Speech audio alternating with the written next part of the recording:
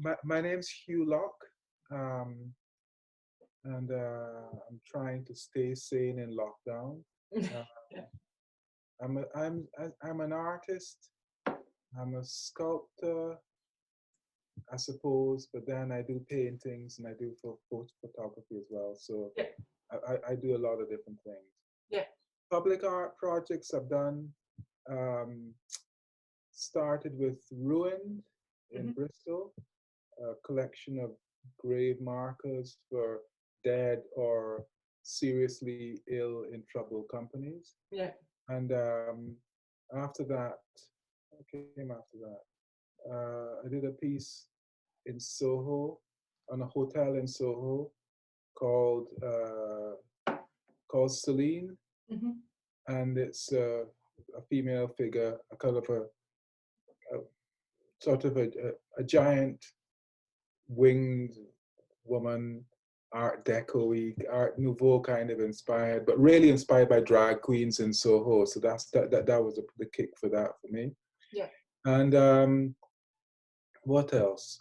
Done did the memorial sculpture for the 800th anniversary of the sealing of the Magna Carta document in 2015. So that's the main things I've done. Yeah. I haven't done much public art stuff. Yeah. I was quite interested when we talked briefly the other day about you talking about why you had initially sort of started working in public space. I thought that was Yes, I was just looking that up. yeah.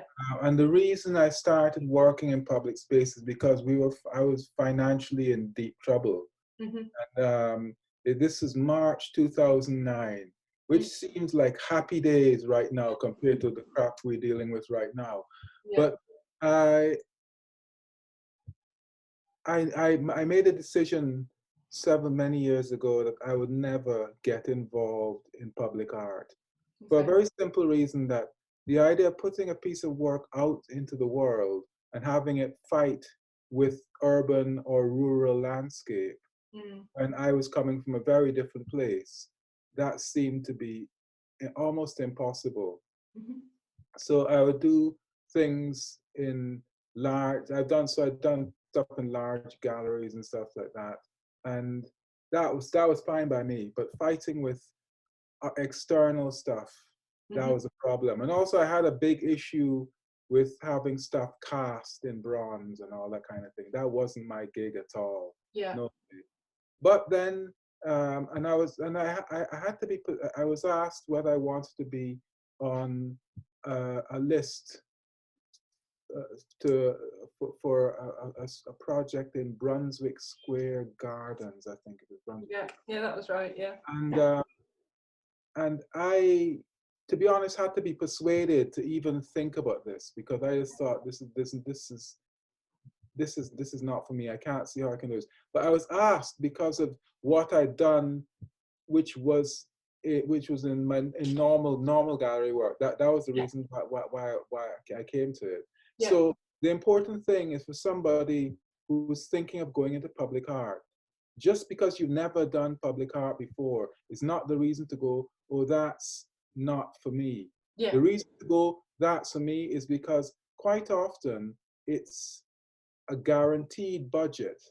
You know, Hmm. Yeah. money has been set aside, and you're not having to sell a piece of work. You're having to sell your ideas to people. You're not having to sell a piece of work. Yeah. So this is clear cash coming in. You Yeah. know, basically, bottom line, it means you can pay your bills. You Yeah. know, as simple as that. Yeah. And that for me was the reason I got involved. Okay. And is this making sense? Yeah, definitely making sense. Yeah, yeah, yeah. And So, I was Ruined. So, Ruined was the first piece that you ever made in wrote the public. first thing, Okay. and it didn't start out as that at all.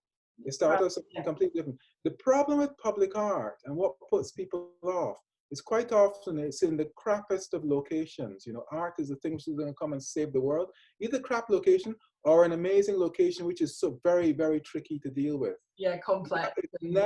It's never bloody easy. So No. it becomes what I often refer to when I'm talking to other artists, it becomes like a very difficult jigsaw puzzle. Yeah. Not jigsaw puzzle, a difficult crossword, Okay. like a serious cryptic crossword thing, but not just one, like a whole crossword where you're trying to put the whole thing together. So my initial proposals for this thing was based on studio work, and I was going to do something which was there was an old garden shed in this area, in this thing. Yeah, I remember. Yeah. There's the old garden shed, and I was going to clad the garden shed in cutout steel in the same way that I'd made cutout cardboard pieces. So I was going to make it out of cutout steel and cutout galvanized steel, and it's all going to be fine. And then then you start, and the thing with public art is that you start to think, aha, but then there are problems here, and there are problems here, and the problems being how long, and also the big debate was, well, how long do I need this to last? Yeah. And and the way I was told, permanent. Yeah. And this is another really important thing, I think, for anybody thinking of getting anything, I can't do anything permanent. Permanent is a very wide scale. Yeah. Permanent does not necessarily mean it's got to last for 100 years, not at all. It's quite often 10 years for some reason. Exactly, 10 years is permanent. I was like, so I was like, oh, this is good, you know, this is okay. But what I found with this particular project was it wasn't working. And so, and I, in fact, oh goodness me, I just suddenly realized I was pitching the idea quite clearly to people. So, I went to a local community group meeting, and I pitched my idea to them.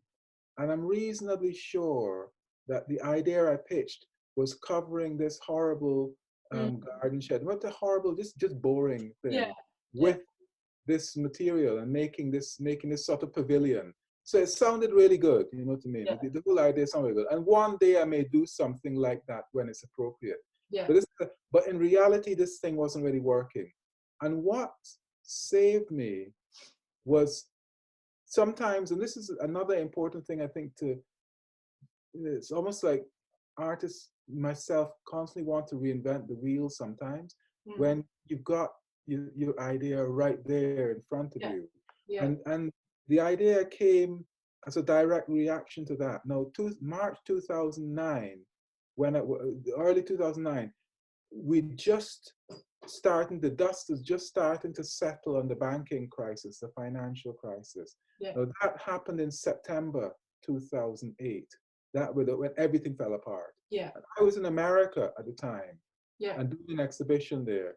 And I woke up one morning and literally turned on the news, and Lehman Brothers had folded. And what I find fascinating now is that for a whole generation, you say Lehman Brothers, nobody has a bloody clue what you're talking about. But back then, that was a catastrophe.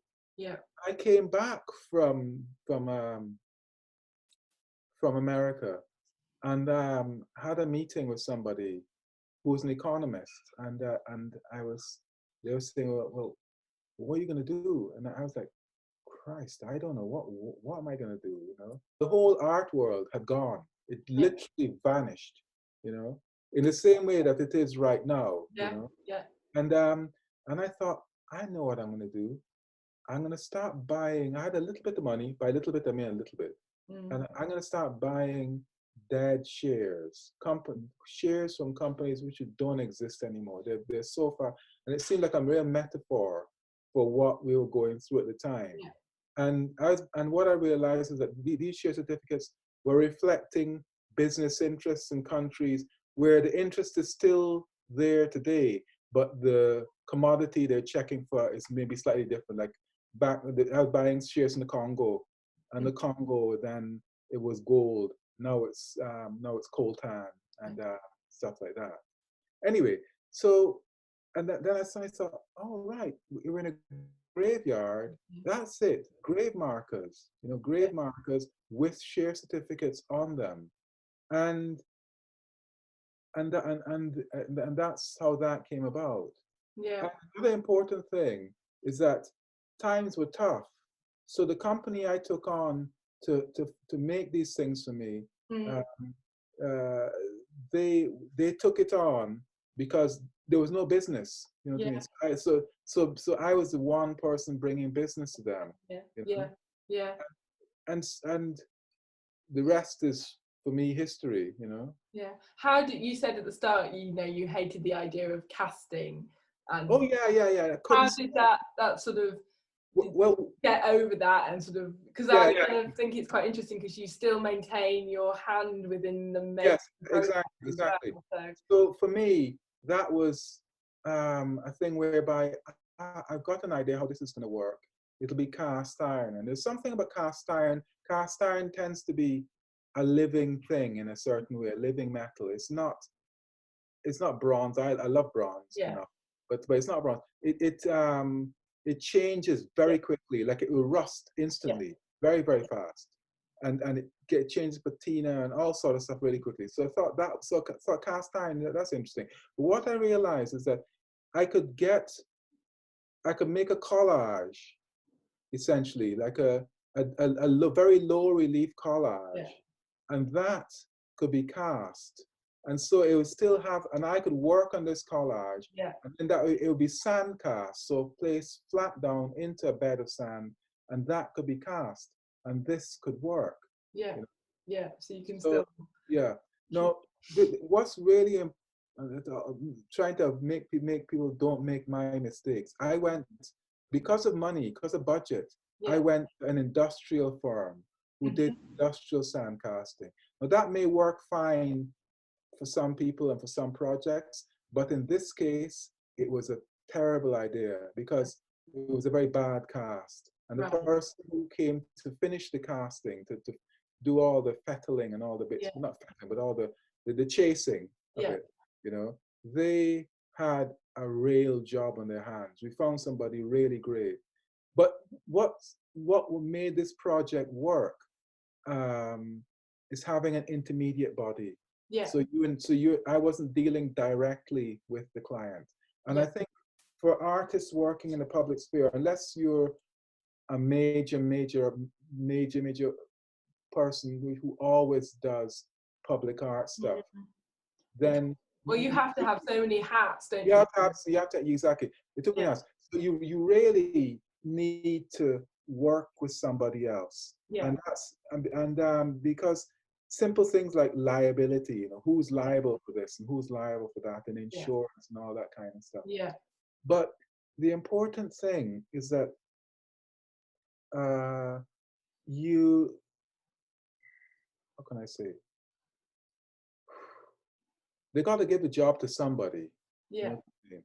Yeah. So just because you look at it and you think, well, this is not for me, Mm. um, but you might be interested, Yeah. still go for it. And if you never done it before, still go for it. And I suddenly thought today that one way of just working out whether public art stuff is for you Mm. is work out an imaginary public art project. Don't Yeah. spend endless time on it, but Yeah. but but work out an imaginary public art project and look into how this thing would work practically, how it would work conceptually, Mm. and then and then work out ideas of how much do you think this would cost.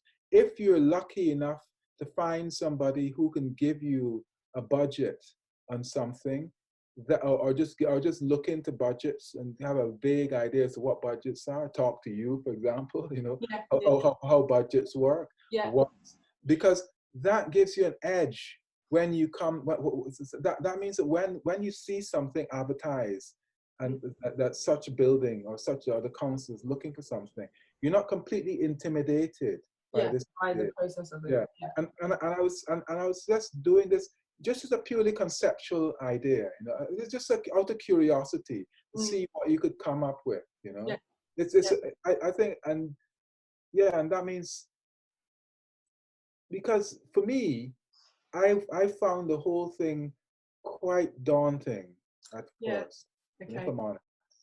Do But you think? once, Do you feel your experience doing that first piece was positive overall, or? oh, totally, Yeah. because I need to look back, and it wasn't until you came up with these this whole interview thing, Yeah. I went back in my mind and thought, Reflected. oh God, I forgot that I had no interest or desire for this. Yeah. And only financial circumstances, Yeah. pure and simple. That's the reason why I'm now known as somebody who does public art. Yeah. You know? And Because, you kind of talked about how you couldn't imagine your work or kind of competing in these kind of rural and urban. exactly, yeah. How has now, have you sort of changed your opinion on that in terms of your work? Yeah, no. I'm fine about that. It's just, Okay. it's always about what the idea is. You know what I Yeah. mean? What's the idea? What's the venue? And what's the idea? And quite often, public art projects will come with a new build or a renovation, a massive renovation. Yeah. And so you're working almost in a virtual kind of idea, because you can't work from the site. You're working from what the particular site will be in the Yeah. future. That's a general thing. You Yeah. know? And yeah, but for what was, one thing leads to another. And I think, as I keep saying, necessity is the mother of invention. And I was broke, so that's the reason why Yeah. I ended up doing stuff. Yeah. Um, And what it did lead to, and the thing is, I knew that I had to work for it, right? What it did lead to was a nomination for the fourth Plinth. yeah. Yeah, I didn't get it, But because the selectors have no taste or class or whatever. No, I'm just joking. No. I was it's usually a competitive environment to be exactly. But the thing is, in anyway, isn't what it? I realized is that the Brunswick thing, I knew the competition to get that would be there'd be competition, but it would be manageable. You know what I Yeah. mean? I've done it. This is manageable. Yeah. The fourth Plinth thing, I think I was asked to be on a very long list. I thought, okay, I know what I need to do for this. I need to come up, and that's when it kicks in. And this is when you think you're done. You think that this is going to be difficult, Yeah. but you need a killer idea. Yeah. You know? And also you need to prove that you can do this type of thing. Yeah. And Brunswick Cemetery, the Brunswick project, Yeah. that was the proof. Yeah. You know? Yeah. So that was very, very important. That reassured people on the panel that, you know, at least we can put him up to the long list. Yeah. And then think, right, then we can put him up to the short list, you know. Yeah. You know, and the process. exactly. Yeah. And then you don't get this thing. And that's was painful, because I worked very, very, very hard for that. Yeah. Yeah. Do you, as a sort of shortlisted and long-listed artist, and the work you have to go through for something like that? Sorry? The work you have to go through Yeah. in a process like the fourth Plinth, is it remunerated in any way for the artist? Yes. Once you get beyond a certain stage, Right. you start to get some money for it. Yeah. So that was fine. But the thing is, though, that all the money was spent because and I didn't make anything on that at all. Sometimes these things are lost leaders because you're banking on this. Because basically, what it was the Turner Prize of public art. That's what I think. And I didn't get it. Has that led to other things now? And that's the thing. I didn't get it. But within about a year, people were coming to me for other things, public art. And from that, I got this major commission for this hotel, the Nadler Hotel in Soho. And that's just off Soho Square. And so that piece, Celine, this sort of drag queen-esque thing, is up there. And that came directly out of that. Was that a private commission, or how? It was a private commission, but I was put on a short list for that. So I didn't have to go on a long list. I was put on a short. I was asked whether I'm interested, and then I went on to a short list. And what's very important is that, and this is very important, people know, read the brief. Read the brief. And because I read the brief, and I'm not libeling anybody, hopefully. Anyway, I was told that I was the only people who actually responded directly to the brief. So the Okay. brief was about create a thing which is iconic, which they can use on their figureheads, their letterheads and stuff like that. But it's about sleep. Okay. Ideas of sleep. So I just everything. So I worked the whole thing around the concept of sleep. Yeah. And though it's a figure, it's like she has, and it did work from their point of view. I mean, people still pass by and take photographs of it, Yeah. which from my point of view is quite cool. Yeah. But reading the brief is important, you know, because that means that you think, well, you know, maybe this brief is too weird. It's not for me, you Yeah. know, or hang on a minute. This brief is tricky, but maybe I can respond to this, and maybe I can do something with this brief. Yeah. Yeah. You know? Yeah. Yeah. But definitely it all started with the Brunswick Square project, and that led one to another. Yeah. Yeah. Yeah. And do you generally now sort of are invited to kind of approach things, or do you yourself Yeah, still exactly. keep Because your of these eyes projects. open? Yeah, do you keep Exactly. your eyes open for things that you could apply for anyway, or My eyes open, but because of yeah, that, I get invited for yeah, things, and yeah, and it can lead on to other things because public art is not necessarily outdoors, and it's not necessarily permanent. no, So so I was in Folkestone yeah, Triennial, and I did this piece for those in peril on the sea, a mm, load of boats yeah, suspended in a I remember church, seeing a it, Victorian yeah, church. yeah, And the thing with that, that had the same kind of spec as a yeah, public art piece. yeah. It It's the you have public to building, make isn't sure it? So it's a public building, it's a listed building. You have to make sure you're not going to bring the ceiling down. There are yeah, all sorts of, so it took a long time to go through the different levels of the Church of England and yeah, lots of bureaucracy. I didn't have to do that myself. And again, this is why you need middle people in the middle. You know what I mean? You yeah. need To kind agents, of people like that, negotiate and negotiators yeah, operating this thing. Because otherwise, it's not financially worth anybody's while. There's too much hard work. It's yeah, just it's really not worth your while. And another thing, I keep coming back again, you know, to sort of thinking, well, why would I be doing public art and stuff? Or mm, why do public art? It's important to address the thing as I feel anyway, as something which can last. You know, mhm, now sometimes that varies. That can vary. And you can make something with jasmonite, and that would be a green alternative, and will last for a decent period of time. yeah, But I've been finding that lately that mhm, bronze has a particular vibe about it. You know, mhm, bronze has a permanence to it. yeah, And what I've realized is that it has it looks expensive, mhm, but then bronze is such a misused material. You got to treat this thing like you got to treat this thing right. You know what I yeah. mean? There's got to be a reason and the use, There has you to know, be the a why reason you're for it. using There it. has to be a reason for it. Yeah, Yeah, exactly. yeah, But bronze is expensive, yeah, and so you may be looking at other ways of things. I think, and also with things with public art, the problem quite a lot of problem quite often is maintenance. yeah. You know, Yeah, uh, absolutely. I think going forward, my feeling is that there's just got to be such careful decision making about, you know, what we're putting into public space and the reasons why. yeah.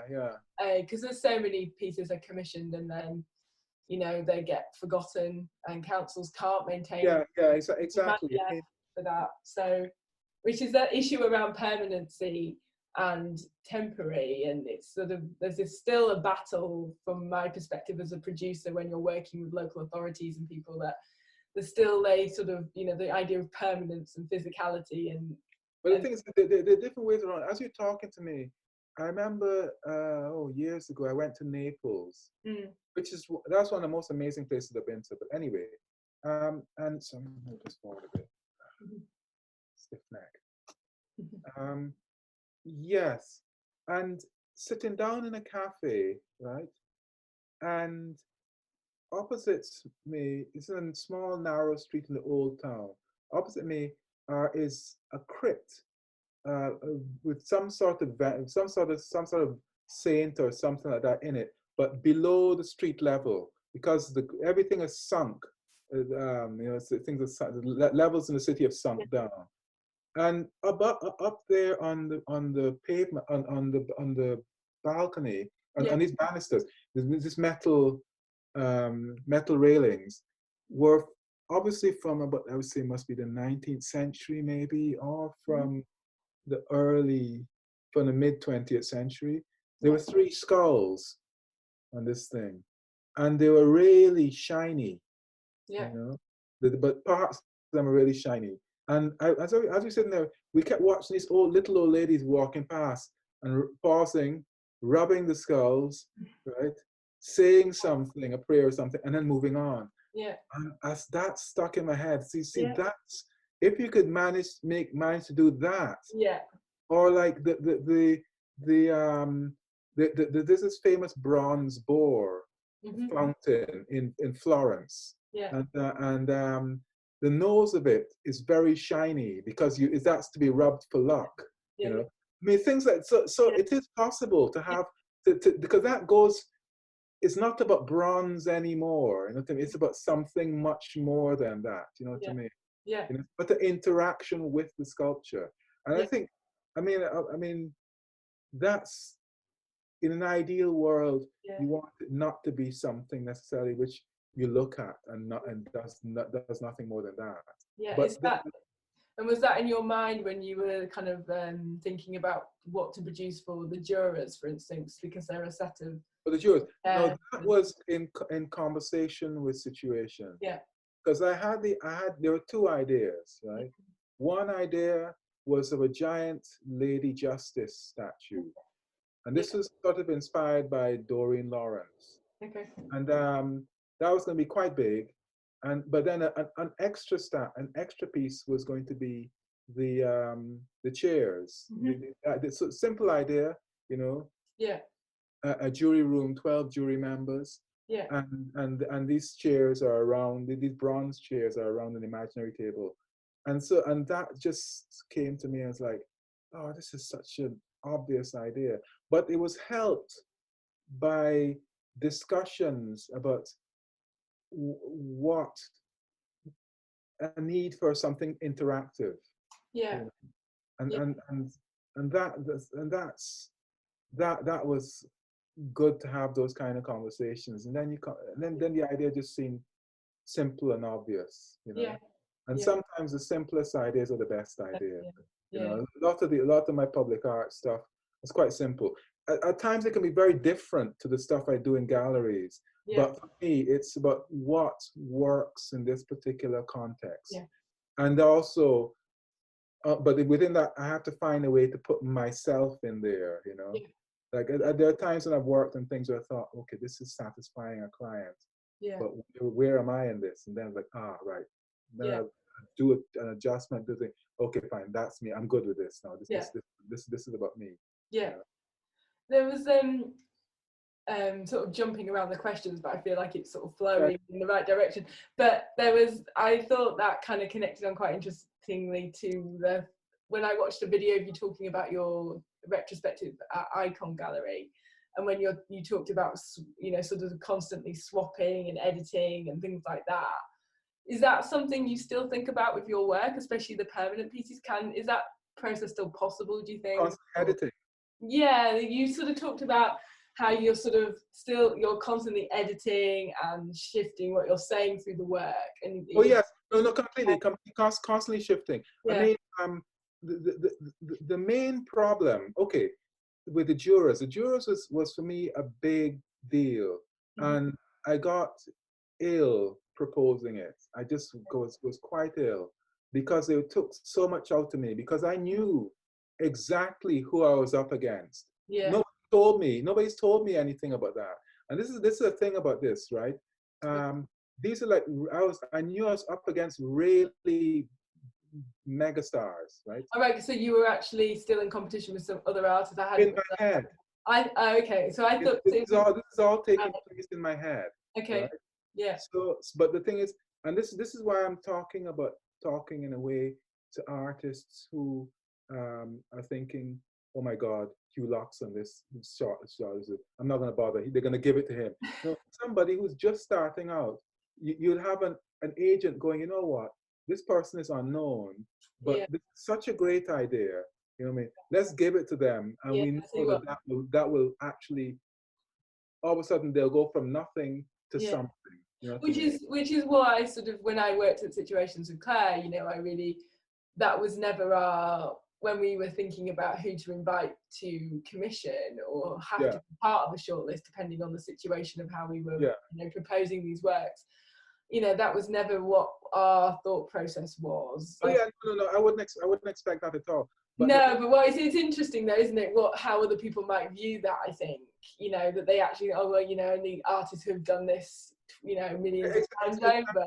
Exactly, and you will logically think, well, so and so, and then you think, oh, I haven't done as much public art as this person or that person, the other person. Yeah. I've done loads of other different things. Yeah. But you think, oh, they'll give it to so and so, they'll give it to so and so. Yeah. But anyway, so I worked very hard on the juror's idea. Okay, now coming back to how I see the piece now. When the piece was made, there was a chair. All the chairs are quite simple chairs. Yeah. They're all, but the back of the chair which you rest your back on, and the back of the chair which is behind your back. Yeah. There are panels on this. Yeah. And the panels are all to do with the history of justice. Yeah. Sometimes injustice, but ideas of justice, you know, Yeah. a generalist thing, you know. Yeah. But the idea is like, make this thing in such a way that it's international, that they can bring people on board from all different countries. And we're not, because at that time, Pussy Riot was riding high, and Russia was the evil empire.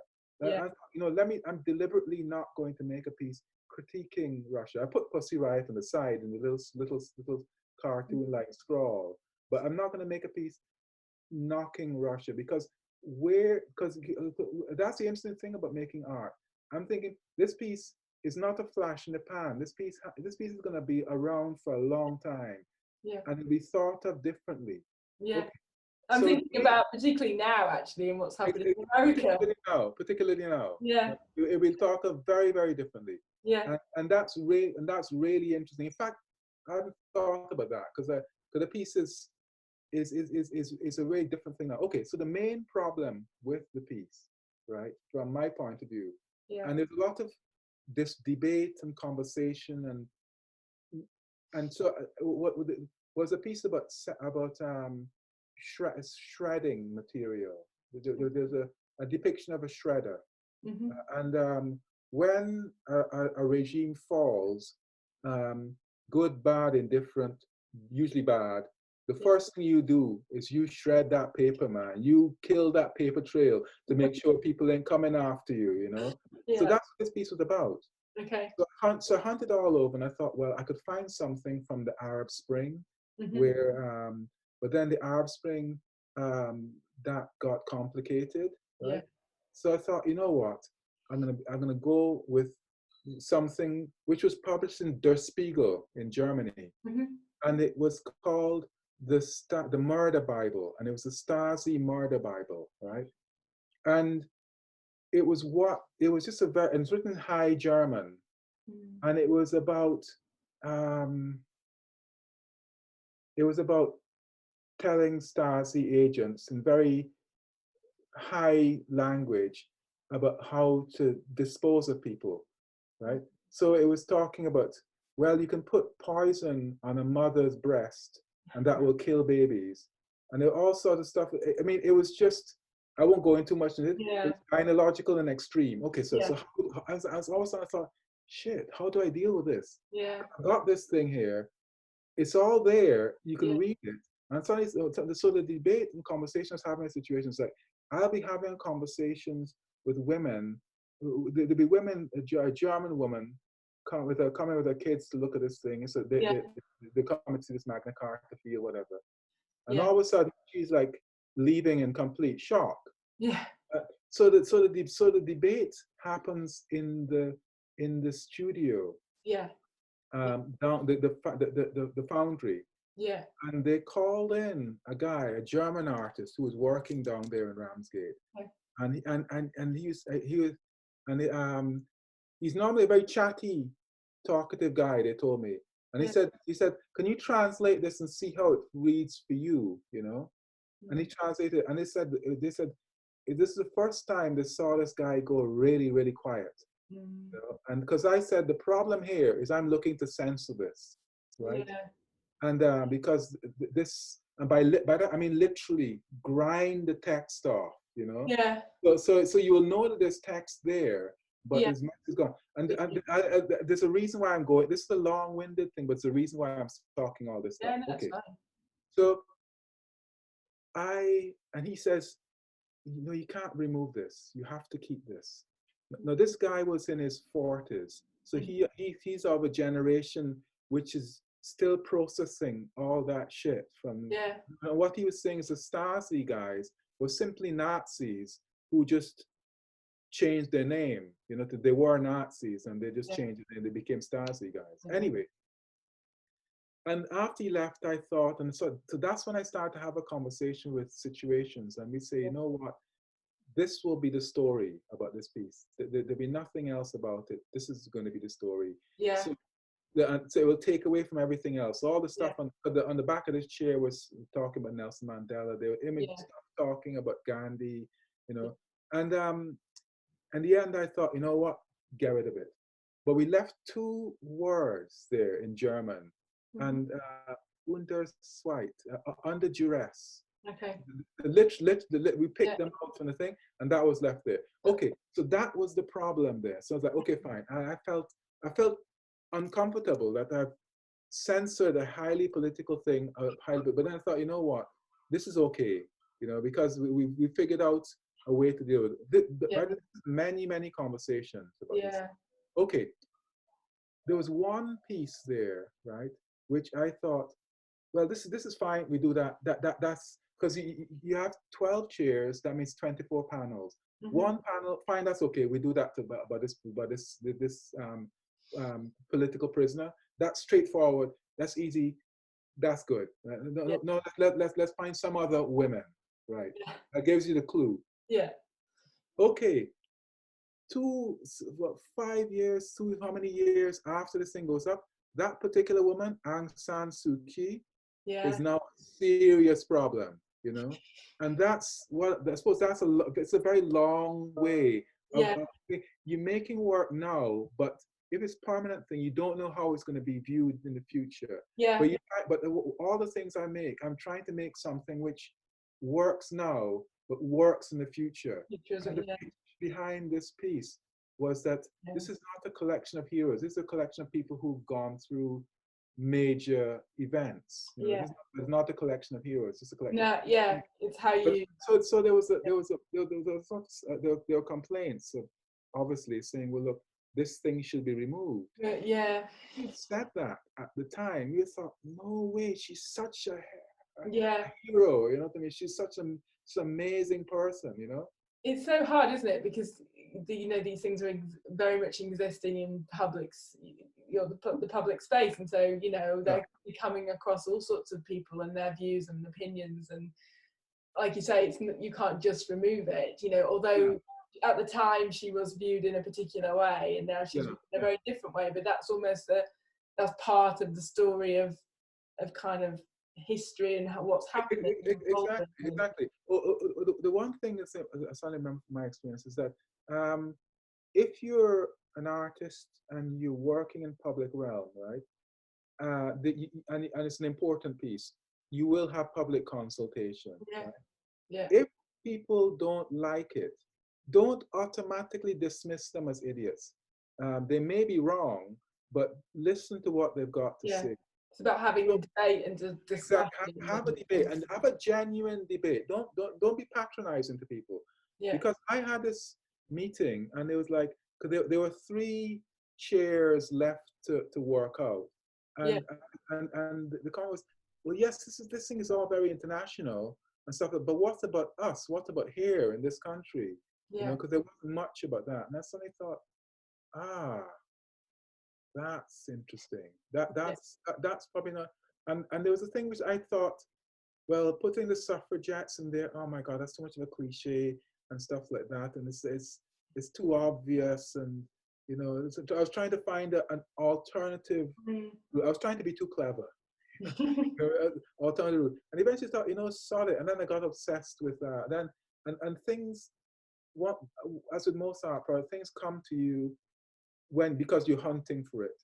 And the Yeah. Daily Mail, of all people, published it was a cover image, I think it was on the cover, of surveillance photos of suffragettes in the prison yard. And Right. I thought, surveillance, and I thought, oh, this is interesting, you know. Yeah. And so I got that, and that was, but that was my way in. Yeah. And also and the idea that realizing that these women were terrorists in the contemporary today's sense of the word. Yeah. Yeah. I think people forget that, Yeah. you know, that they were. I mean, well, there's so much history of past, and people have exactly. in a different way. It's kind of the opposite of what the Aung San Suu Kyi story. It's completely the opposite of that. Completely opposite of that. You know, and I think I think that's where public art projects, if you're into research, right, it can be really quite exciting. Yeah, in terms of where you're taken down. I have to say though that in large projects, get your friends involved. For me, my wife, Indra Khanna, was seminal in this. Without her, the project wouldn't have bloody happened, because she did lots of research, she did lots of imagery. She even got Lucy. I think she even got Lucy involved in discussions about the design thing around it. Yeah. But well, I think if you're under pressure, this thing, from the moment people got you got the go ahead to in the ground, is 9 months. Yeah. That's completely and utterly unheard of.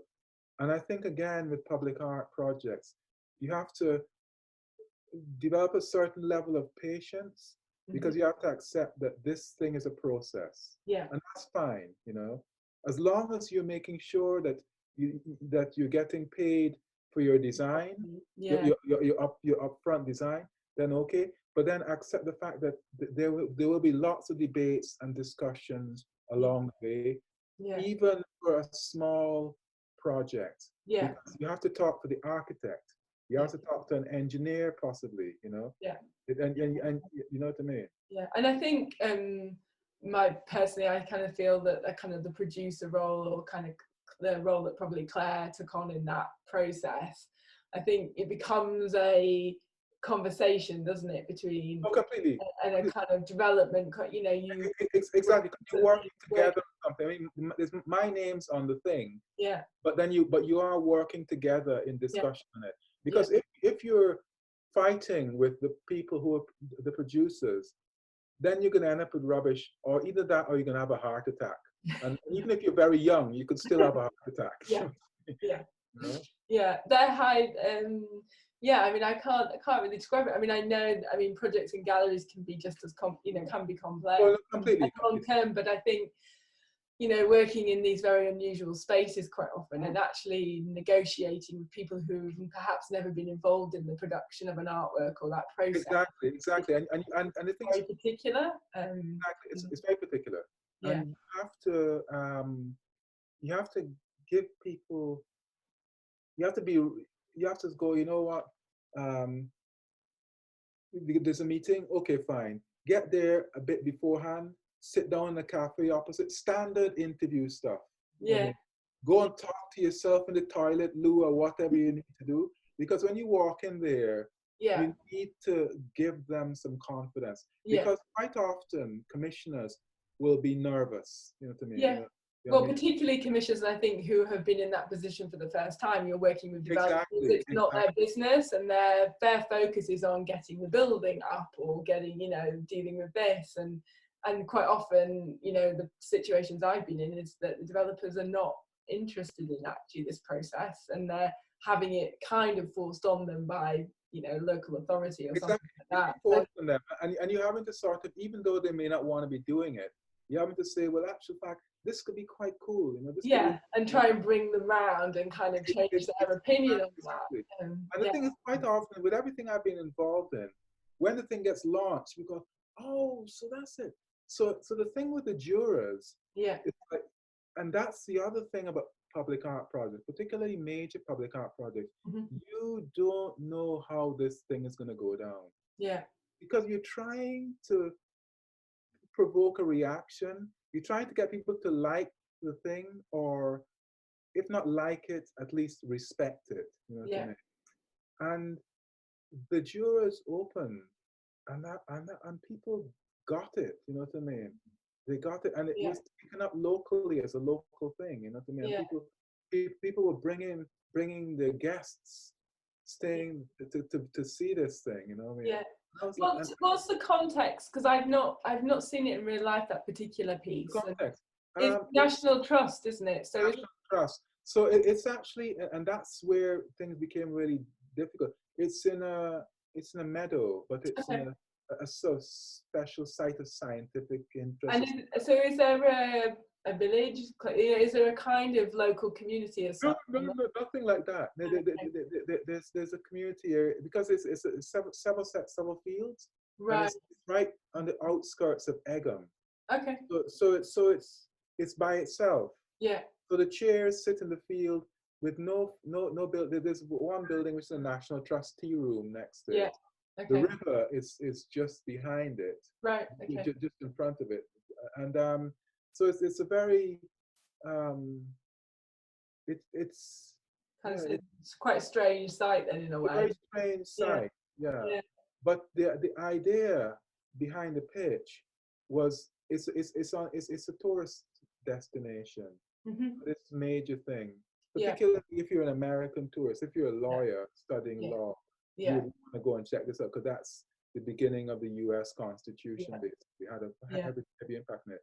But the idea behind the pitch was giving some people something to see if you come from Beijing and Yeah. you're an The kind of connection points for exactly. But yeah. it was very difficult, very difficult finding getting the things right, an endless debate about Yeah. what should go in, I'm what sure. It sounds like there was a kind of complex sets of very complex, kind of very people involved, and they're kind of pleasing and sort of, and also that trying to retain your own right as the artist within yeah, that as well. I think that can possibly seem quite daunting to artists who haven't entered that kind of sphere before. yeah. Actually, how do you still make something that feels true to you as the artist? Exactly. I think that's where it can become tricky. Yeah. But for the jurors, that was different. But going back to the early starting with the Yeah. Brunswick Square Yeah. Gardens thing, that was about survival. Mm. Yeah. And then that's the interesting thing.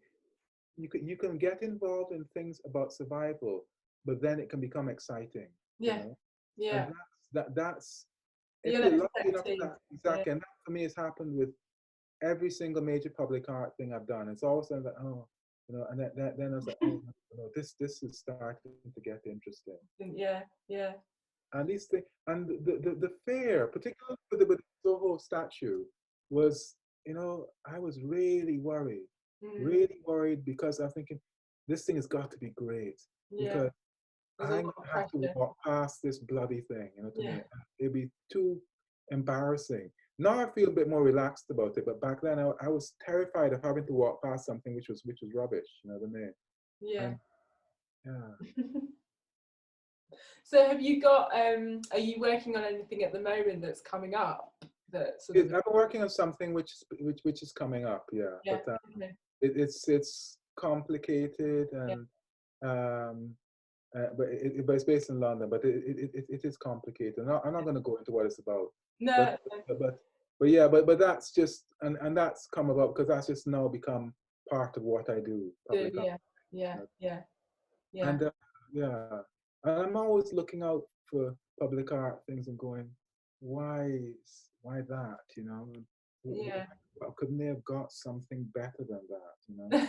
And Well, and then I think there's still a huge amount of work to be done in the area in terms of, you know, the kind of what the expectations of these briefs that are written and the very short time frames that people expect artists to deliver projects in as well. yeah, There needs to be a lot of fight back against that, you know, the kind of allowing time for the artist to kind of research and think and prepare and plan. And I think particularly now that engagement has this kind of buzzword about it and that everyone expects the artist to engage in, you know, with the community in some capacity. I'm starting to get a bit wound up about that actually, Yeah, because some sort of social engagement, because it's not part of every artist's it's not practice. part of every art practice. It's almost like if you don't indulge in that, then you're a bad artist. It's morally bad. Yeah. And I'm starting to get quite pissed off about that personally, because I just think this is really quite offensive. It reminds me. So how do you handle that in terms of when you go into? I basically now tell. I'm fortunate. I'm in a position now where I can tell. I just tell people, look, I don't do that. I mean, Yeah. I know you need to have your education program and that, but this is not for me. I'm not dealing with that at all. I've hung up my boots on that. You know what I mean? I've done a lot of that type of stuff in the past. No, if you're just starting out, you say yes to everything. You know what I mean? It's just to survive. You know, it's purely talking survival. You know, but for me, I just can't get involved with that. And what I find the danger thing about that is that it's a certain type of practice, and that's fine because it works for some, it works for a lot of art, and it's become a practice in its own right. You know, Yeah, and everybody, and there's a certain thing in the art where every people will defend their corner. You know what I mean? Oh, this because we're doing this. We're not doing freeze art, fair stuff selling out. You know what I mean? Yeah. We're with Tino Segal and his mob. You know what I mean? And yeah. for me, that's where I start to have real problems. Yeah. Because it reminds me of what it was like in the 1990s. You know, you're doing art workshops and in some community or something like that, and they send you, and it's almost like they're sending you in as a sort of super social worker with no bloody training, dealing with kids who've got serious disruptive issues, you know what I mean? And you're the person who's got to solve this. Or the idea that art will solve things, you know what I mean? So that's kind of it. I think that's interesting at the moment because I just read an article, you know, in Art Monthly just before this, and you know, talking about care and the artist and the role of care, and particularly in this kind of situation of COVID-19 and how people are responding. And I don't really know what to think about that. I think, you know, for some artists, as you say, it's their, you know, very much part of their practice, but they're not necessarily trained to do that though. And exactly, they're not trained to do that.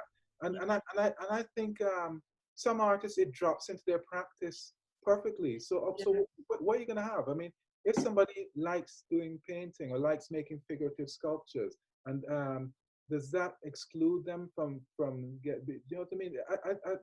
Makes them less worthy. I think there's a whole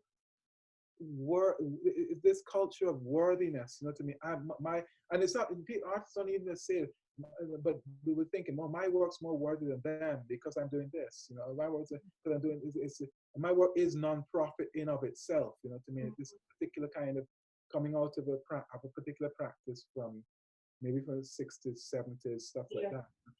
But the thing is, there's so much of that stuff I really, really like. Don't misunderstand me. There's so much of that stuff I love. But what I dislike is the idea of prioritizing one practice above another. Over another, That's where things become problematic. Yeah. And I mean, because I had to do so much of this type of thing in the past, where I'm going into situations where I'm thinking, Christ Almighty, I'm supposed to do this. Yeah, like you're not feeling supported in that, and not being supported in that. Yeah, exactly. I mean, I did some workshops once with some kids, and that was my watershed with this. Where this is actually summer workshops where you're working with the school, and the kids would come to this gallery, and it was fine. And so I got so that they asked me to lead a team doing workshops in the school. in the summer, right? So it's like, okay, fine, you know, this be okay. And then I find myself running down the road with this child in my arms who's just got into a fight with somebody because nobody gave me the information about yeah, the dynamics yeah, and the power dynamics within yeah, these kids. And I yeah. was just tossed in the deep end.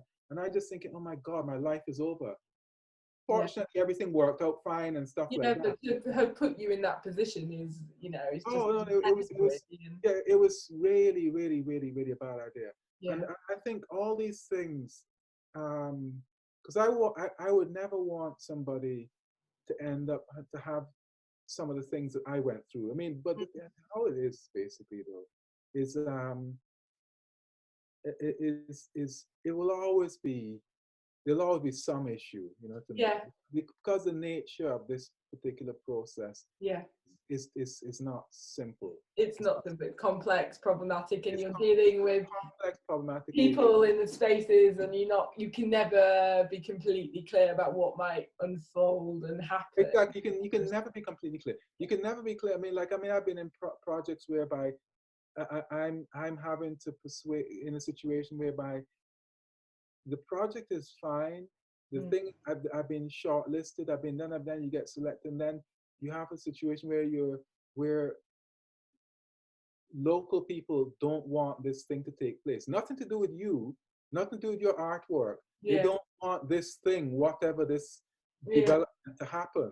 And all of a sudden, you're in a tricky situation. And this is why you need a third party in yeah, there, yeah. almost like a legal team, you know, but not legal, but a team Well, to be the kind of, you know, producers or, you know, places like situations that have that support network and that can kind exactly, of draw exactly, that in exactly, and support you in that process and understand exactly. I what mean, I needs would. to happen and the preparation that needs to be put in place. And yeah, absolutely. I think. Yeah, I mean, I would never go down that route ever unless I was working with an agent or Yeah. agents of some sort, because it's just um, And I it's just suppose that's the kind of crucial thing for, you know, artists who haven't worked in this area before to kind of be clear about that, you know, and kind of applying for these things or starting out to kind of to get the lay of the land. Okay, so yeah, who's exactly, involved in this? How am I going to be supported in that process? And exactly, completely. And one obvious thing to say is that, like with World War I, right?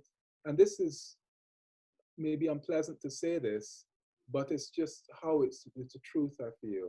mm, Um, there are going to be lots of COVID-19 memorials, or there will be a need to memorialize this thing in yeah, some way or shape or form.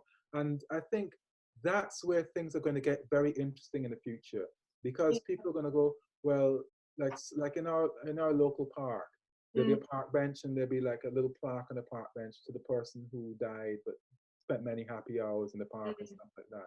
So I just see that as being obviously where public art is going to be I was going going. to ask you kind of your thoughts on this current situation and how you think that might sort of play out in this particular area, It, you know, public art and yeah. how it will play out, I mean, it's hard to oh, know, obviously, at we this can't point. know. What I do know is that from an art market point of view, is people are going to go to safety, you know what I mean? So they're going to go to people who are selling work for big bucks and stuff like Mm, that. But something else needs to come out of it, or can come out of it. And but what, I don't know. I yeah, mean, that caring thing, mm, that gets me nervous, because that straight away is starting to set a particular kind of agenda, you know. yeah, And but this is what it'll be like, you know what I mean? mm, Uh, and you see on television people doing their thing and stuff like that.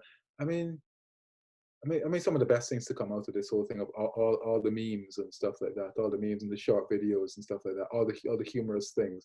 That's been really good. That's been great, actually. But from an art point of view, who knows? You know, I mean, right now I'm doing loads of small watercolors, weird ones of the Queen. That's been what I've been. That's my go-to kind okay, of thing to sort of So yeah. that's what I've been doing. But I think from I an art, think, yeah, my concern is, I mean, because everybody sort of turned to digital, which has obviously been yeah, I mean, you know, arts organisations have had yeah, to find some way through this. You know, they have to try and survive themselves, and but I sort of have problems with that myself, even though I'm doing a Zoom interview right now. But yeah, you know, I think, you know, that kind of connection to each other, and you know, the kind of the way that art sort of can kind of, particularly public art projects, that can kind of draw people together. yeah, exactly. I mean, I think that digital is all fine, Mm, and people may be talking about digital things and stuff like that, and that's fine. But I mean, it's not. It doesn't. It's not. It's a completely different thing. yeah, Like I'm looking at you, right? If I yeah, take a screenshot of that, right? Um, and I scan it and I send it to you, and yeah, you see the actual piece of paper which I printed out on. They're different things. yeah. I'm telling you, I'm stating what I just did bleeding obvious. You know what I mean? No, You know, but yeah, yeah, you're, yeah, people forget that you go and see a painting. It's like going back to all those years ago when I read John Berger Ways of Seeing, which mhm, I still think is quite a brilliant thing. You know, yeah, you go and see a painting, and all of a sudden you think, oh my God, it's smaller than I thought. yeah, Or going to see the Mona Lisa, the most yeah, famous thing yeah, out there, right? yeah, Everybody yeah, talks about it. I went to see it yeah, years ago when it was possible to see it from yeah, about 6 feet away or yeah, 5 feet away, which is it's not possible now. Anyway, I mm. look at stuff. Nobody told me about the landscape behind. Yeah, you just sort of have the, Landscape is extraordinary. yeah, Landscape. Without the landscape, the whole thing dies. I mean, the thing is, mm, landscape. I said my only way I could describe it had air and life in it in some mm, way. It was a very strange landscape, yeah, and I wouldn't have known without seeing the actual thing. mm, Because seeing it digitally is a different kind of very thing, different, you know, different thing. very different thing. I mean, I mean, from time to time, I will go online um, and do a museum crawl. You know what I mean? Yeah, yeah, yeah, 3D virtual thing. yeah, They're nice and stuff like that. But the experience of seeing stuff in real is necessary yeah, because I mean you may walk past something a lot, then suddenly you walk past it one day and think, oh, hang on, I hadn't noticed that. Or mm, I hadn't noticed this, you know, or and that's the same thing with I feel with revisiting artworks, you know, yeah, and also it's to do with the mood you might be in, you know, yeah, yeah, yeah, completely the mood. I mean, there are times when I will look at the painting and think, oh, yeah, well, I walk past, yeah, that's nice and stuff, and then the times I'll be working on something, a painting, mm, and then all of a sudden I'm in tune with the work in a very different way, you know, yeah, very different. yeah, yeah, But who knows what will happen? I think things are going to be really tough, yeah. really tough. I mean, I think, and also, I think, I think that the tough thing hasn't really started yet. Well, I think we're still in that period of sort of trying to get used to the situation. I don't Yeah, think we've yeah, really started to consider how we move forward, the kind of work yeah. that might be made. I mean, just the funding landscape will be completely changed, and Maybe completely changed. And there's so many sort of like there's so many ideas that are played out, like giving things away, giving like the first time I went into a gallery and there was a stack of posters and you could yeah, take one, you know what yeah, I mean? yeah, So, I think people will have to be reinventing yeah, new things. You know, what new yeah, things? Like, as I'm talking to you, I'm thinking I did until I haven't been to Berlin since the 80s, mm, and my wife went there and she showed me these things in the pavement where Jews were taken away to the okay, concentration camps. See, these yeah, small little things in the pavement yeah, memorializing. And I yeah, was, oh my God, that's genius. mm, That's so powerful. mm, That's just every time I think about it, I can get emotional. You know what I mean? yeah, But they're small. You know what I yeah, mean? yeah. And I, I will mean, things be? I kind of think, you know, with public space and sort of things in public space, I kind of feel like there's more possibilities there because they're not inside, you know, it's not inside a building. There's kind of I think you have a point. You have a really good point there, because I'm sitting out here and all of a sudden I'm starting to make work in my head yeah, for the public realm. You know what I yeah, mean? yeah, Small, but and the thing is, what people need to, and it's very difficult to sell this. You know, is mm. that things don't need to be 10 foot tall. You know what I mean? Or It's that monumentality that that quite gives often the developer wants, and you kind of have to exactly. steer them to go, actually, it doesn't have to be, you know, It doesn't have to be that. 10 foot tall. It's what it is. You Yeah, know, it's what yeah, it. I yeah, mean, absolutely. and that's Yeah. yeah. And So I think from a money perspective, you know, buildings are still going to be built. You know, it's still going to be built, the money from that kind of usually avenue will that, still be coming in, which may not be coming from the Arts Council yeah, anytime soon. So, you know, I just and I think because that's what was the brief that I worked on this hotel. That was a Mhm. private Yeah, venture, and there will be more of that type of yeah. thing. You know what I mean? So so my feeling is that we sort of becomes more urgent with that, if that is the case, to kind of get, you know, because there's huge amounts of out there in terms of the kind of best practice models of how you work with artists. You know, at Situations, we did a lot of that when Yeah, when I was still there. And I think it actually then becomes about how you communicate those practices then. Actually, how do we get those people who perhaps not in the art world but actually are able to commission still, how do yeah, we get them understanding those processes better going forward, if that is yeah, a yeah. possibility still of a way of making work and I supporting think, artists and but funding so them. you got your building. Sorry. So I think you got your building, Mm, but you do need to put something up, whether you like it or not. You know what I yeah, mean? But we can put something up there. You know what I mean? It doesn't. There's no guarantees, right? But we can put something up there, which people go, oh, that's the thing house. You know what I mean? mm, That's a such and such block, or you know what mm. I mean? Where it's got um, it, I'm rambling all over the place. No, That it's guy, fine. that guy, the mouse man, who would make a piece of furniture and he'd carve a mouse Oh, in okay. each thing. It doesn't have to be anything grand or something like that, or this building has a secret. You know what I mean? Yeah, yeah, Or you know, yeah, or what was there before. You know what I mean? yeah, yeah, I mean, I mean, I agree that it does make for possibilities, particularly because I mean, once economies start kicking back into gear again, yeah, um, you can't put the building up and not put something in front of it. You know what I mean, or something around it. You know what I mean? mm, And yeah, that's yeah, it's a tricky one. It's a tricky yeah. one. I think it's a kind of waiting game and seeing how things unfold Oh, a bit further, and yeah. that's the process really, actually. Yeah. Yeah, no, it's a complete waiting game. Yeah, and because it's, I mean, who knows how things are going to go? But my instinct is that it's going to be really difficult for emerging artists. Yeah, Uh, the kind of but again, what I would say to anybody who is an emerging artist just starting out or stuff like that, mm, uh, you have to know that it's very difficult, very difficult, but almost ignore that at the same yeah, time. You know what I not mean? let it stunt Not you. let it, not let it stunt you because and Yeah, that's the way where because sound come like a bloody tutor, because that's the way why you really have got to like what you're doing. It's yeah, got to give you pleasure, because if not, then what's the bloody point? You know what I yeah, mean? What yeah, is the point? You know what I mean? yeah, Life is too short, you yeah, know, and that, and if it gives you pleasure, that means that you you're